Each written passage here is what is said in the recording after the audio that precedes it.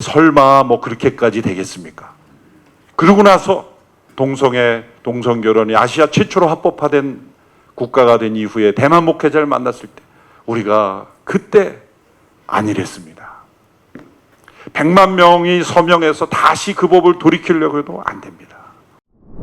역사적으로 하나님께서 사용하시는 운동에는 두 가지 중요한 특징이 있습니다. 하나는 순수한 마음으로 일하는 이들을 하나님께서 사용하시는 겁니다. 자신의 사사로운 이익이나 명예가 아닌 오직 하나님의 이름과 영광만을 위한 이들이 하나님께서 사용하시는 통로가 됩니다. 두 번째는 그들이 함께 연합하여 일할 때 또 하나님께서 기뻐 사용하시는 것을 봅니다. 이렇게 하나님의 질서를 파괴하는 흐름에 반대하며 저항하며 또 질서를 지켜가는 운동에 순수한 마음으로 함께 연합하는 이 자리에 모이신 여러분들을 하나님께서 기뻐하시고 사용하실 줄로 믿습니다. 우리 개신교를 원래 의미대로 말하자면 프로테스탄트 아닙니까? 저항자들입니다. 하나님의 질서, 하나님의 진리를 무너뜨리는 그것이 교회 조직이라도 저항했던 것이 프로테스탄트였습니다. 하나님의 진리 앞에는 그 어떤 사람도 조직도 심지어 나라도 국가도 우리는 저항할 수밖에 없다. 그것이 프로테스탄트 정신이요. 또 우리가 그 진리를 지키는 저항 정신에 기초하여 오늘 이 자리에 함께 모인 줄로 믿습니다. 그러나 우리가 반대, 저항하다 보면 때로 종교개혁 시대에도 농민혁명과 같이 과도하게 우리 자신의 분노와 또 지나친 그러한 면으로 인해서 그 시대 사람들의 공감을 얻지 못하고 도리어 어려움을 겪는 그런 일들도 종교개혁 시대에 있었던 것처럼 오늘 이 시대에 우리가 프로테스탄트로서 진리를 지키기 위해 저항하지만 우리에게 잃어버려서는 안 되는 중요한 자세가 무엇인가?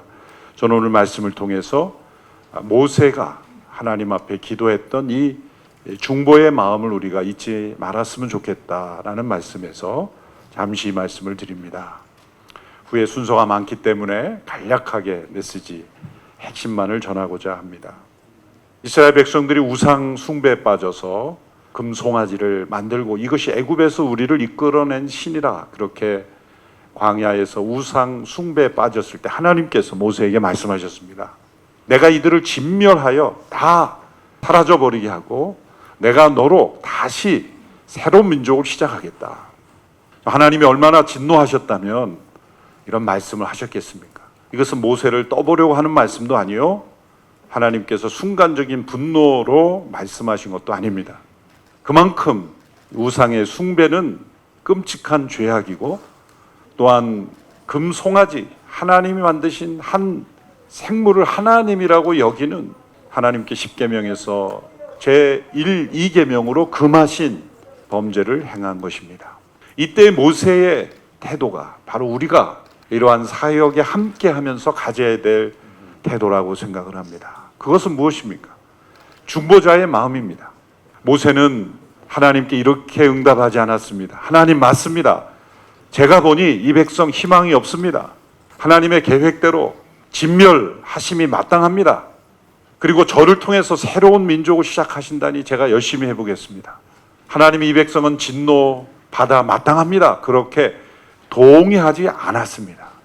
놀랍게도 모세는 하나님의 계획에 반대 의견을 표시했습니다. 참 놀라운 일입니다. 어떻게 하나님께서 하시겠다고 하는데 하나님 그렇게 하지 말아 주십시오라고 말할 수 있을까요? 이 도대체 이렇게 말할 수 있는 모세의 마음은 어디에서 나온 걸까요? 그것은 하나님의 계획 너머에 있는 하나님의 마음의 중심에 들어있는 하나님의 사랑, 하나님의 긍휼, 하나님의 자비하심을 바라본 것이죠. 하나님께서 진노하신다고 해서 하나님의 사랑이 사라지는 것이 아닌 것은 하나님의 진노는 반드시 악에 대하여만 진노하시기 때문이에요. 우리는 때로 잘못된 일에 대하여 분노하면 사랑이 식어져요. 누군가를 반대하다 보면 그 사람을 사랑하는 마음이 사라져 버리지 않습니까? 그래서 원수로 끝나버리고 맙니다. 왜냐하면 우리는 그 사람의 잘못에 대해서만 분노하는 것이 아니라 잘못 행하고 있는 사람을 보면 그 사람 자체가 싫어져 버리죠. 꼴도 보기 싫어지죠. 그래서 결국은 사랑이 잃어버리는 거죠. 그러나 하나님은 그 본질 자체가 사랑이시기에 악과 불의에 대하여 분노하시고 진노하시지만 그 진노의 대상을 향한 사랑도 결코 사라지지 않으신다는 거죠. 그래서 진노의 원인이 해결되면 하나님은 사랑이 부어주시는 분이에요. 우리는 분노했다가 다시 사랑하기가 얼마나 힘듭니까? 그러나 우리 하나님은 사랑이 시기에 분노하시는 거예요. 사랑하시기에 진노하시는 거죠. 그러므로 우리의 이 저항과 반대는 사랑에서 나온 것이어야 합니다. 세상을 사랑하는 것이 우리는 이런 법이 만들어서는 안 된다고 부르짖는 것이죠. 교회의 이익과 이권을 위해서 싸우는 것이 아니지 않습니까? 우리는 세상을 사랑하고 이러한 법과 질서에 따라 세상이 흘러갈 때 그 영혼들이 결코 행복해질 수 없고 불행해지고 결국 역사를 심판하시는 하나님의 진노 앞에 설 수밖에 없기에 사랑하기에 반대하고 우리는 분노하고 저항하는 것이다. 그래야만 우리는 이기는 것입니다. 우리가 반대하고 잘못된 그러한 법을 만드는 사람들을 보면 때로 쳐다보기 싫어요. 저도 가끔 이러한 법들을 만난 분이 뉴스에 나오면 그냥 꺼버리고 싶어요. 실제 끈 적도 많습니다. 가만히 생각해 보면 내가 저 사람을 미워하고 있구나. 사랑해야 되는데 도대체 무슨 정신이 있길래 이런 거를 하는가라고 생각하면서 때로 분노하면서 사랑이 없어지는 걸 보면서 모세의 마음을 생각합니다. 모세가 하나님의 계획에 반대할 때 모세라고 그 백성이 좋았겠습니까? 애굽에서 그 놀라운 기적으로 이끌었던 하나님을 배반하고 자신을 공격하는 그 백성들을 보면서 싹 쓸어버리고 다시 시작하시겠다는 하나님의 계획이 하나님 찬성입니다. 동의, 제청, 삼창. 하나님 잘 생각하셨습니다. 저를 통해 시작한다고요? 목사님, 하나님 사람 잘 보셨습니다. 뭐 이러면서 그러고 싶은 마음이 있었을지도 모릅니다. 그러나 하나님 아닙니다. 감히 하나님의 계획이 아니라고 말할 수 있는 이 마음이 사실 하나님의 진노 너머에 있는 하나님의 사랑, 그것을 붙잡은 거예요. 그리고 구합니다. 진노를 거두어 주십시오. 용서해 주십시오. 우리가 겉으로는 반대 사역이지만 중보 사역입니다. 이 나라 민족이 이 시대의 잘못된 이런 흐름, 성 이데올로기에 빠져서 우상을 숭배하는 이 금송아지를 섬기는 거예요. 이렇게 하나님의 질서를 무너뜨리고 감히 상상할 수 없었던, 수십 년 전만 해도 인간의 생각에 들어올 수 없었던 남자와 여자 양성이 아닌 인간 스스로 성을 규정한다는 상상조차 할 수 없었던 이것을 누가 주었겠습니까? 사단이 준 거죠. 선악을 알게 하는 나무를 보았을 때 보기에 좋았더라, 탐스러워 보였더라, 지혜롭게 할 만큼 좋아 보인 것, 이게 인권, 자유, 평등, 차별금지, 좋아 보이는 것으로 하나님의 질서를 무너뜨리는, 그 우상 숭배의 핵심인 거죠. 그러나 우리는 이러한 일에 있어서 우리의 마음속에 분노가 일어나지만 우리의 분노가 하나님이 쓰시는 참된 저항이 되려면 하나님, 이 나라 민족을 긍휼히 여겨 주십시오. 이런 악행을 행하는 자들을 용서해 주십시오. 그렇게 기도해야 됩니다. 그럴 때 역사가 일어날 줄로 믿습니다. 하나님의 긍휼은 무엇입니까? 마땅히 받을 진노를 받지 않게 해주시는 거예요. 하나님의 은혜는 무엇입니까? 받을 자격이 없는 자에게 주시는 게 은혜입니다. 그러므로 이 상황에서는 은혜를 먼저 구하기보다 긍휼을 먼저 구해야 하는 거예요. 은혜는 받을 자격이 없는 우리를 자녀 삼아 주시는, 받을 자격이 없는 자에게 주시는 것이 은혜이고, 진노받아 마땅한 이들에게 진노를 내리지 않고 거두어 주시는 것이 긍휼이에요. 그러므로 오늘 이 시대에 우리는 이 시대를 향하여 하나님의 긍휼을 베풀어 주십시오. 하나님의 진노를 받아 마땅하지만 하나님 거두어 주십시오. 이런 중보자의 마음으로 우리는 반대해야 될 줄로 믿습니다. 또 마지막으로 우리에게 있어야 될 것, 하나님의 영광을 위해서. 모세가 왜 반대했습니까?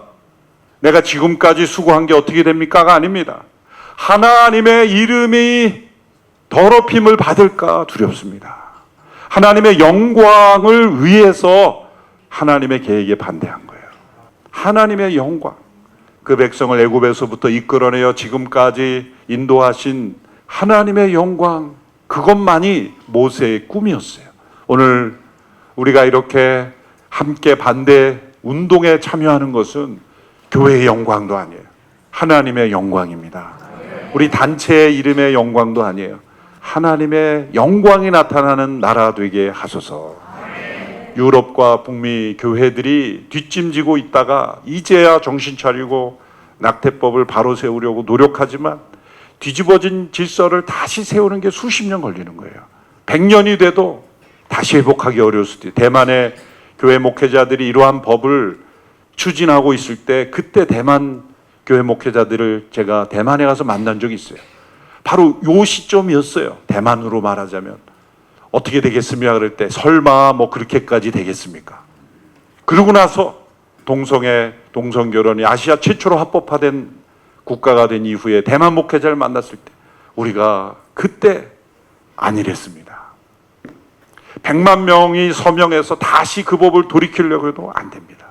그러므로 오늘 우리가 이런 네트워크를 통해서 더 힘을 합하여 이 일을 막아내야 될 줄로 믿습니다. 그러나 우리의 마음은 모세의 중보자의 마음이 있어야 됩니다.